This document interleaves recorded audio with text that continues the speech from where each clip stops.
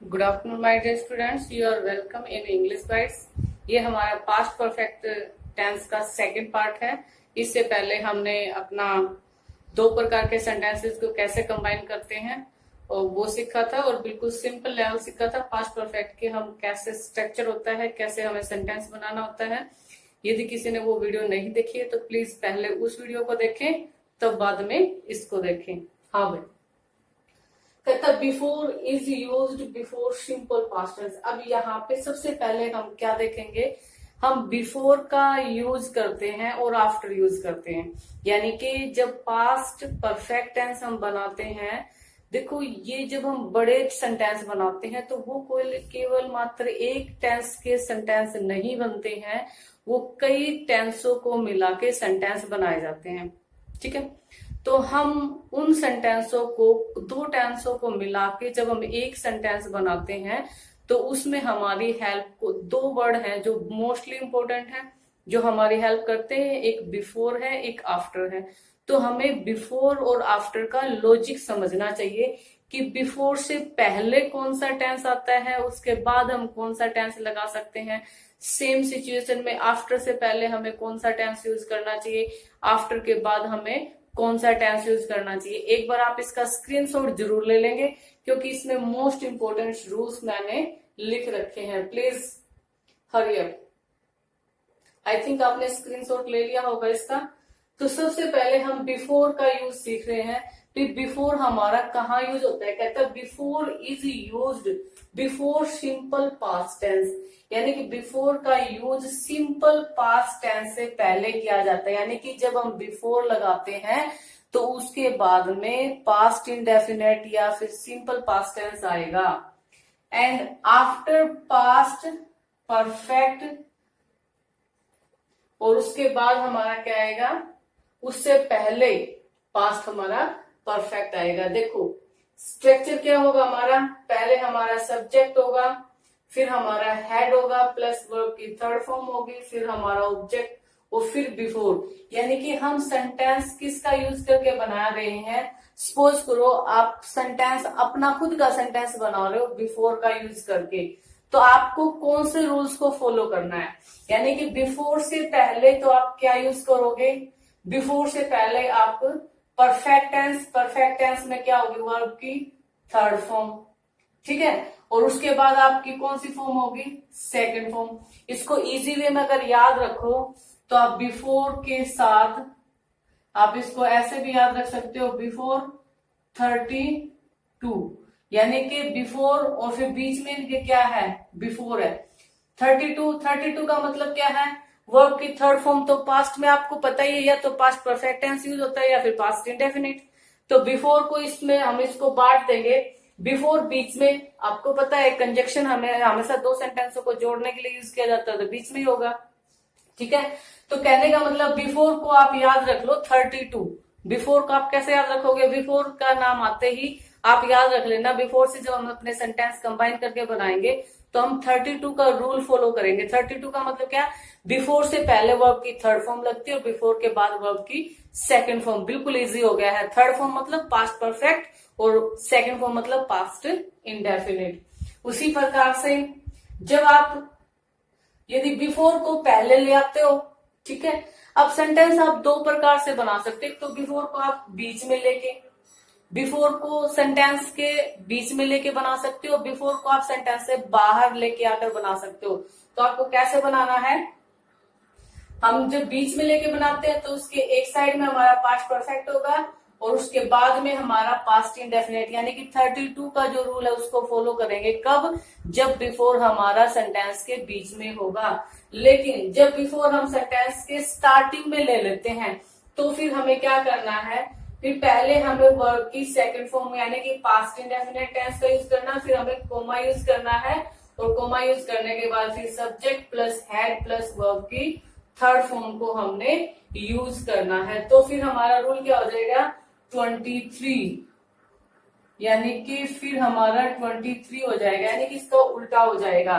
यानी कि आपको ध्यान रखना है, जब बिफोर बीच में होगा तो 32 को फॉलो करना है, 32 को फॉलो करना है। और जब आपका बिफोर स्टार्टिंग में होगा, शुरू में होगा तो आपको 23 को फॉलो करना है, यानी कि 23 यानी कि बिफोर शुरू में लगा दिया तो आपको पता है बिफोर के बाद तो वर्ब की सेकंड फॉर्म लगती है, यानी कि सिंपल पास्ट टेंस का यूज होता है। ठीक है, ये वाला रूल आपको समझ में आ गया होगा। अब हम बात करते हैं आफ्टर की। अब हमें आफ्टर को कैसे सीखना है, आफ्टर का यूज हम कैसे करते हैं। तो ये कहता है after is use before past perfect, यानी कि जो पास्ट परफेक्ट टेंस है उससे पहले आपका क्या लगता है, आफ्टर लगता है। एंड आफ्टर पास्ट, और उसके बाद क्या करते हैं हम, इसके बाद पास्ट इंडेफिनिट लगाते हैं हम। इसको रूल में देखते हैं। तो पहले हमारा सब्जेक्ट होगा, फिर हमारे वर्ब की सेकंड फॉर्म, फिर हमारा ऑब्जेक्ट, और फिर हमारा आफ्टर, और फिर हमारा सब्जेक्ट, फिर आपका हेड प्लस वर्ब की थर्ड फॉर्म। यानी कि जो बिफोर का 32 था उसको आपने क्या कर लिया, आफ्टर में आपने उसको उल्टा कर लिया। आफ्टर में क्या करना आपको, जब आफ्टर आपके सेंटेंस के बीच में होगा तो आफ्टर से पहले वर्ब की सेकंड फॉर्म है और आफ्टर के बाद वर्ब की थर्ड फॉर्म, यानी कि पास्ट परफेक्ट टेंस। यानी कि जब बिफोर सेंटेंस के बीच में होता है तो 32 को फॉलो करता है, लेकिन आफ्टर उसका उल्टा हो जाता है जब सेंटेंस के बीच में होगा। यानी कि सेंटेंस के बीच में होगा तो 23 को फॉलो करेगा आफ्टर, यानी कि बिफोर 32 को फॉलो करता है और आफ्टर आपका 23 को फॉलो करता है। लेकिन यदि आफ्टर आपका सेंटेंस के स्टार्टिंग में आ जाता है तो आपको क्या करना है, आफ्टर लगाएंगे, फिर आप सब्जेक्ट, फिर हेड प्लस वर्ब की थर्ड फॉर्म, और फिर उसके बाद कोमा लगाएंगे, फिर सब्जेक्ट प्लस वर्ब की सेकंड फॉर्म, और फिर आप क्या कर दोगे, ऑब्जेक्ट लगा दोगे। यानी कि आफ्टर यदि आपके स्टार्टिंग में है तो 3-2 को फॉलो करेगा। यानी कि हमने क्या देखा भी, जो एक का याद रख लेना, यानी कि बिफोर का स्ट्रक्चर याद कर लोगे तो आफ्टर का ऑटोमेटिकली आपको क्या कर देना, उल्टा कर देना है। तो यानी कि चाहे आप आफ्टर का याद कर लो, चाहे आप बिफोर का याद कर लो, फिर दोनों का एक दूसरे के बिल्कुल ऑपोजिट होता है तो उसको आप इजीली इस स्ट्रक्चर को आप आसानी से याद रख सकते हैं। तो बिफोर का याद कर लो 32, 23। ठीक है, जब आपका स्टार्टिंग में होगा तो 23 को फॉलो करेगा, जब बिफोर सेंटेंस के बीच में होगा तो 32 को फॉलो करेगा। उसी की प्रकार से यदि आफ्टर आपका बीच में होगा तो 23 को फॉलो करेगा, लेकिन जब आफ्टर आपका सेंटेंस के स्टार्टिंग में होगा तो 32 को फॉलो करेगा। ये आपको ध्यान में रखना है। उसके बाद हमारा एक सेंटेंस और देख लेते हैं, ट्रेन जाने के बाद मैं स्टेशन पहुंचा। देखो हमने बिफोर के एग्जाम्पल, जो हमारी फर्स्ट पार्ट वाली जो वीडियो है उसमें हमने बिफोर के कई एग्जाम्पल देखे थे। अब हम आफ्टर वाला देखते हैं। कहता है ट्रेन जाने के बाद मैं स्टेशन पहुंचा, यानी कि स्टेशन पहुंचने का काम बाद में हुआ है और ट्रेन पहले जा चुकी है। तो कैसे हम सेंटेंस बनाएंगे, I reached the station after the train had left या गॉन, LEFT सॉरी, लेफ्ट भी कर सकते हैं, गॉन भी लगा सकते हैं और डिपार्चर भी लगा सकते हैं।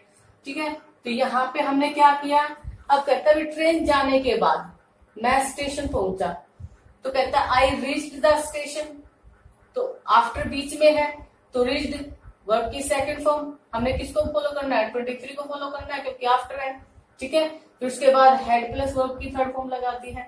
आई थिंक ये रूल आपको, ये अपने खुद के सेंटेंस भी आप ऐसे ही बनाओगे। जब आप कभी एग्जाम में अपने क्वेश्चन के आंसर लिख रहे हो, आपको दो सेंटेंसों को कंबाइन, ऐसे सेंटेंसों को कंबाइन करने की जरूरत पड़ती है, तो ये वाला रूल आप अपना माइंड में फॉलो करोगे और अपने सेल्फ सेंटेंस जरूर बनाओगे। ठीक है, उसके बाद जो कंडीशनल सेंटेंस आपने सुना तो होगा, कंडीशनल सेंटेंस का एक अलग से पार्ट भी डालूंगी, लेकिन अभी इसको समझने के लिए ये ध्यान रखना, जो कंडीशनल सेंटेंस होते हैं उनमें भी हम पास्ट परफेक्ट टेंस का यूज करते हैं। कहता है we use past perfect tense to express unreal situation.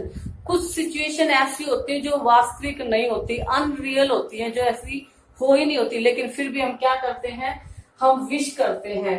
तो सेंटेंस आपका कैसे स्टार्ट होगा, आई विश होगा, या तो आपको सेंटेंस में क्या मिलेगा, आई विश, वी विश, ही या सी में से एक मिल जाए, फिर उसके साथ आपको लिखा हुआ मिलेगा विशेस, या फिर दे विश हो सकता है, एज इट मिल सकता है, एज दो मिल सकता है।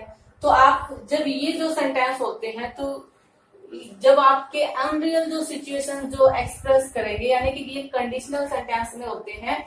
ठीक है, तो ये वी विश मिल जाए, ठीक है, या आई विश हो, ही या सी विश हो, दे विश, एज इफ मिल जाए, एज दो मिल जाए, तो आपको क्या करना है, आपको वहां पे पास्ट परफेक्ट टेंस का यूज करना है।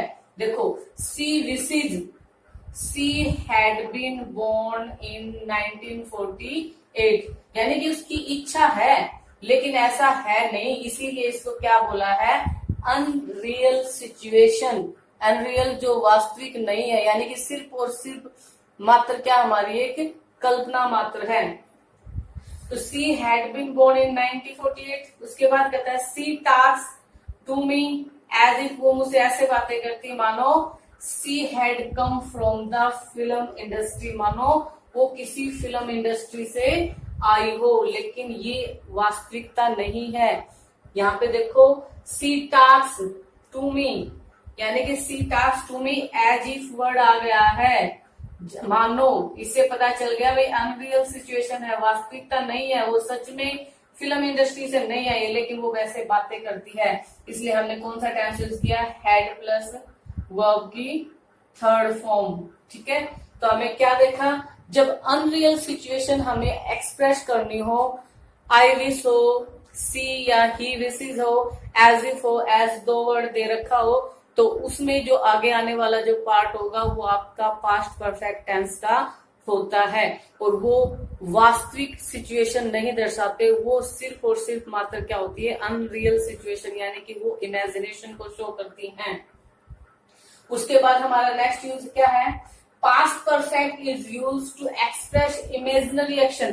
पे कुछ हम कल्पना करते हैं, कुछ ऐसी सपने देखते हैं, उन सपनों को एक्सप्रेस करने के लिए, उन इमेजिनेशन को एक्सप्रेस करने के लिए भी हम किसका यूज करते हैं, पास्ट परफेक्ट टेंस का हम यूज करते हैं। देखो इसका स्ट्रक्चर क्या होगा, उसमें आपको इफ मिलेगा प्लस सब्जेक्ट मिलेगा, फिर हेड प्लस वर्ब की थर्ड फॉर्म मिलेगी, फिर आप कॉमा लगाओगे, फिर आपका सब्जेक्ट, यानी कि वहां पे आपके सेंटेंस के टू पार्ट्स मिलेंगे। तो यानी कि एक पार्ट में आपका पास्ट परफेक्ट टेंस होगा और सेकंड पार्ट में आपका would, could, might. Would, could और माइट में से एक मिलेगा, उसके बाद हैव मिलेगा, और हैव के बाद आपको पता ही है वर्ब की हमेशा हैव के बाद वर्ब की थर्ड फॉर्म आपको यूज करनी है, और फिर आपको ऑब्जेक्ट लगा देना है। यदि इफ से सेंटेंस आपका स्टार्ट नहीं होता, इफ का मतलब भी क्या होता है, यदि, ठीक है, और यदि सेंटेंस के शुरू में हेड आ जाए और लास्ट में क्वेश्चन मार्क ना हो, तो उस हेड का मीनिंग भी यदि ही निकलता है। तो उस हेड का मीनिंग भी क्या होता है, यदि। तो हेड मिले, हेड होगा प्लस सब्जेक्ट होगा, फिर आप वर्ब की थर्ड फॉर्म यूज करोगे, उसका सेकंड पार्ट में आप क्या लगाओगे, सब्जेक्ट प्लस वुड, कुड या माइट में से एक होगा, फिर है होगा, फिर वर्ब की थर्ड फॉर्म और फिर ऑब्जेक्ट। ये प्लीज अपने नोटबुक में आप नोट कर लेंगे, ये स्ट्रक्चर याद करना है कि कैसे आपके सेंटेंस बनते हैं, क्योंकि जो टेंस है इन्हीं का एक फॉर्म है। जिस बच्चे को टेंस आ जाते हैं उनकी हाफ प्रॉब्लम सोल्व हो जाती है इंग्लिश की, वो अपने सेल्फ सेंटेंस बनाने लग जाते हैं, फिर उनको क्वेश्चन आंसर को रटने की, लर्न करने की जरूरत नहीं होती, वो अपने सेंटेंस अच्छे से बनाना सीख जाते हैं। इसलिए ये स्ट्रक्चर्स वगैरह जो मैं करवा रही हूँ इनको आप अच्छे से फॉलो करोगे, अपने नोटबुक में नोट कर लोगे। उसके बाद सेंटेंस देखेंगे, if the police had come a little before, यदि थोड़ी देर पहले ही पुलिस पहुंच जाती, the criminal would not have gone away, तो जो अपराधी था वो ज्यादा दूर नहीं जा पाता। लेकिन ऐसा हुआ नहीं है, यानी कि जो एज इफ वाले सेंटेंस या फिर हेड वाले जो सेंटेंस हैं उनमें वुड हैव, कुड हैव या माइट हैव का यूज करके वर्ब की थर्ड फॉर्म लगाते हैं। उससे फर्स्ट वाला जो पार्ट होता है उसमें, यानी कि इसके दो पार्ट है, वुड हैव, कुड हैव, ठीक है, तो उससे पहला जो पार्ट होगा उसमें पास्ट परफेक्ट टेंस यूज करते हैं। यदि पास्ट परफेक्ट टेंस आपको दे रखा और फिल इन द ब्लैंक्स में आपको मोडल्स भरने के लिए दे दिया और वहां पे वुड, कुड में से कुछ भी हैव लगा के दे दिया, तो अब आपको वहां पे पता होना चाहिए या तो वुड हैव हो सकता है, कुड हैव हो सकता है, या फिर माइट हैव वहां पे हो सकता है। तो इस प्रकार से आप इजीली अपने वर्ब्स की फॉर्म फिल कर सकते हो, इन रूल्स के माध्यम से अपने सेल्फ सेंटेंस बनाना सीख सकते हो। दूसरा, तीसरा, आप अपने मॉडल्स भी ठीक ढंग से यहाँ पे फिल कर सकते हो। आई होप आपको ये वीडियो अच्छा लगा होगा और आपको अच्छी इंफॉर्मेशन इससे मिली होगी। तो thank you my dear students. Please like करें चैनल को, वीडियो को लाइक करें, शेयर करें और सब्सक्राइब जरूर कर लें और बेल आइकन को भी दबा दें ताकि हर वीडियो की आपकी नोटिफिकेशन आप तक पहुंच चुके। Thank you.